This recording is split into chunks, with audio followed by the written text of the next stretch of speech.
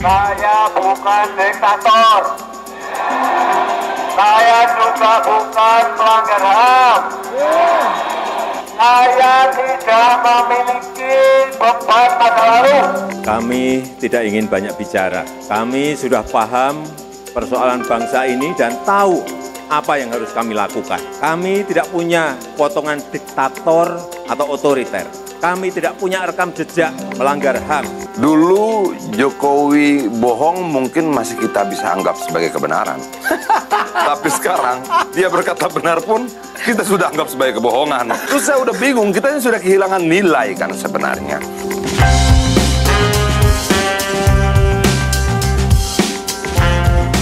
Nah, sebenarnya gampang sih ketika Anda mendukung dari Presiden Joko Widodo. Pasti akan menurutlah setidaknya apa yang dikatakan oleh Presiden Joko Widodo pada waktu lalu. Ya, di sini yaitu Presiden Joko Widodo bahkan menyebut saya bukan diktator, saya bukan pelanggar HAM dan lain sebagainya. Nah, di sini kan berarti Presiden Joko Widodo mengajak yaitu mayoritas masyarakat Indonesia untuk memilih yaitu yang tidak mempunyai jejak diktator dan juga pelanggaran HAM. Kurang lebih seperti itu. Nah, di sini orasi dari Presiden Joko Widodo ini pada Pilpres 2019 yang lalu menurut saya sangat nyambung sekali dengan Pilpres 2024. Ya, di mana saat ini ada capres yang pernah mengikuti pada Pilpres 2009, Pilpres 2014, Pilpres 2019 dan ini 2024. Jadi menurut saya setidaknya perkataan dari Presiden Joko Widodo ya hampir sama lah setiap pemilu.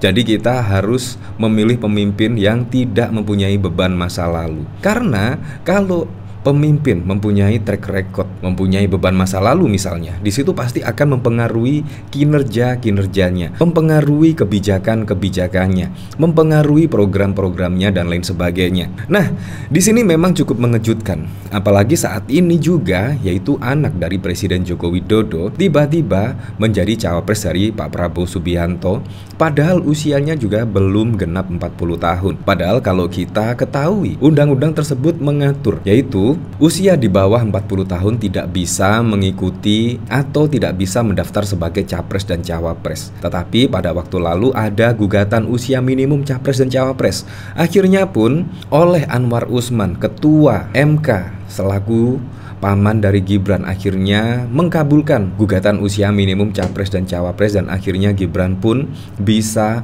melenggang maju sebagai cawapres dari Pak Prabowo Subianto. Ya, walaupun sebelum putusan MK ketika ditanya akan menjadi cawapres dari Pak Prabowo Subianto, Gibran pun ya terkesan malu-malu kucing dan akhirnya pun ya dengan lantang akhirnya maju sebagai cawapres dari Pak Prabowo Subianto. Di situ cukup mengejutkan publik dan di sini juga akhirnya ya netizen kembali memviralkan video-video dari Presiden Joko Widodo yang menyebut saya bukan diktator dan saya bukan pelanggar HAM. Jadi secara tidak langsung mengajak yaitu pilihlah capres yang tidak mempunyai beban masa lalu. Kurang lebih seperti itulah.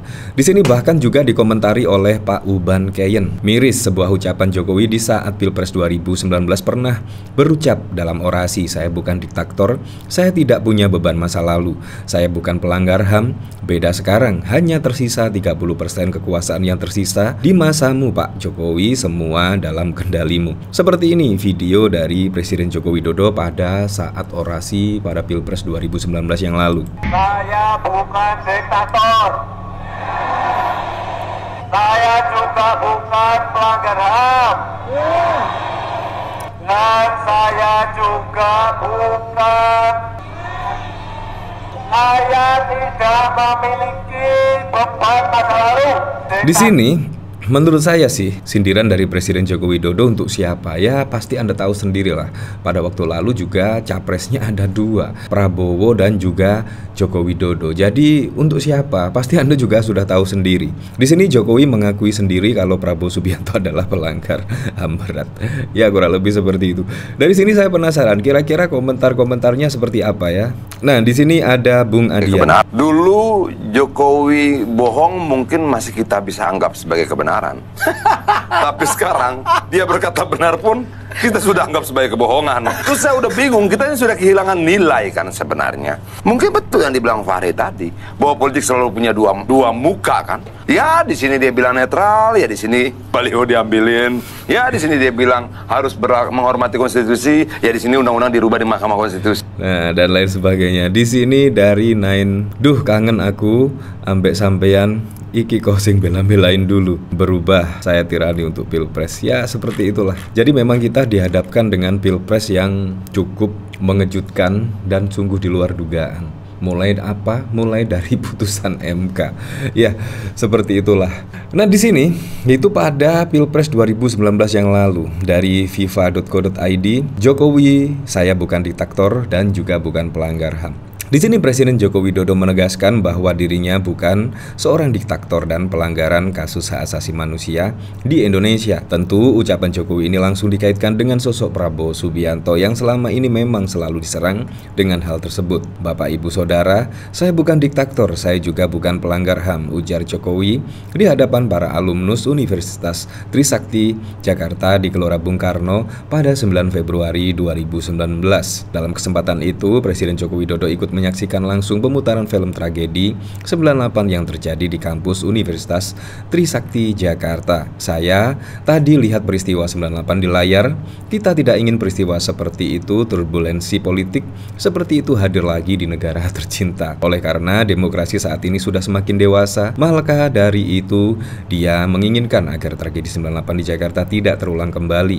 Dan hal itu, kata dia, harus dijadikan sebagai pelajaran buat kedepannya. Nah, jadi kalau kita memang pendukung setia dari Presiden Joko Widodo, ingatlah kalimat yang tadi, yaitu jangan sampai memilih yang Anda tahu sendirilah. Jadi kita harus memilih yang mempunyai rekam jejak yang bagus, tidak mempunyai rekam jejak diktator, tidak mempunyai rekam jejak pelanggaran HAM, tidak mempunyai jejak beban masa lalu dan lain sebagainya. Karena di sini memilih capres memang harus memilih rekam jejak yang baik. Kalau kita ketahui Ganjar dan Mahfud mempunyai rekam jejak yang bagus dibandingkan capres-capres yang lain. Lihatlah, Anda memilih capres jangan membenci partai. Karena menurut saya partai itu tidak ada hubungannya. Karena di sini memilih sosok calon presiden. Kita harus memilih yang benar-benar terbukti sudah bekerja nyata bagi masyarakat. Ya, terbukti kerja dari Ganjar Pranowo dan Pak Mahfud MD sudah terbukti, kredibilitasnya juga sudah terbukti. Jadi menurut saya Ganjar dan Mahfud lah paket komplit di sini. Yang satunya tegas melawan pungli, melawan kelompok radikal.